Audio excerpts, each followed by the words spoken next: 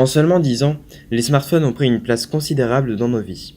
Même si certaines catégories de population sont moins bien équipées que d'autres, les Français sont désormais 65% à posséder au moins un de ces appareils et même 4 personnes sur 5 pour les moins de 40 ans. Chaque année est marquée par l'arrivée de nouveaux smartphones, toujours plus à la pointe de la technologie et rendant les modèles rapidement obsolètes aux yeux de ceux qui les possèdent. Pourtant, nous connaissons mal les impacts de ces équipements complexes qui nous accompagnent aujourd'hui partout. Les nouveaux smartphones sont en réalité moins gourmands à usage identique, mais leur fabrication, elle, a demandé bien plus d'énergie. Par exemple, les bilans énergétiques fournis par Apple indiquent que l'iPhone 6 émet l'équivalent de 95 grammes de gaz à effet de serre, 11% lors de l'utilisation, 85 lors de la production. Le reste en transport et en recyclage. Tandis que l'iPhone 5 émet l'équivalent de 75 kg, 18% lors de l'utilisation, 76% lors de la production. Le reste en transport et recyclage. Le saviez-vous? En Chine, l'exploitation du néodyme utilisé dans les aimants des smartphones génère des rejets d'eau acide et des déchets chargés en radioactivité ainsi qu'en métaux lourds.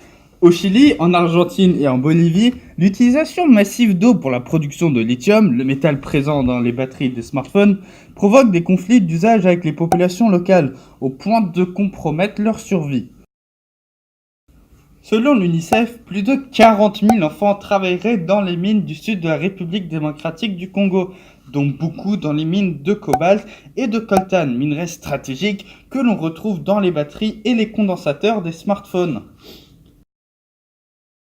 Le consommateur peut agir à son niveau en faisant l'acquisition de téléphones plus verts. Il peut aussi allonger les cycles de renouvellement de son smartphone.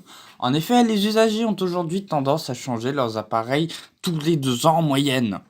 Notons qu'il existe aujourd'hui des solutions d'achat de seconde main auprès de filières qui remettent en état de marche les vieux téléphones puis les revendent afin de donner une deuxième vie au smartphone.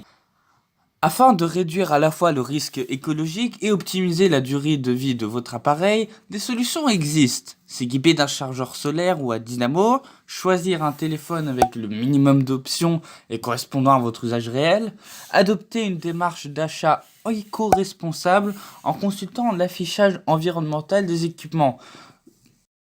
Il est également conseillé de conserver son téléphone le plus longtemps possible en évitant de céder à l'effet de mode. Tout ceci est également une façon de préserver les ressources rares de la planète, comme l'or, le zinc, le nickel ou le pétrole par exemple.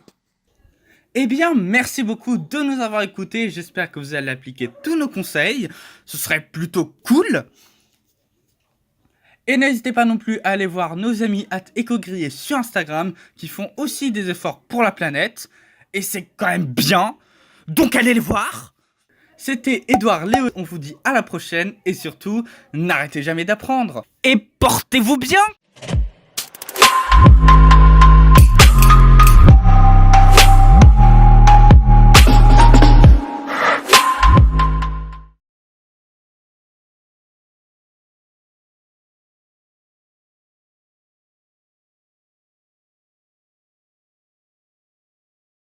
Go.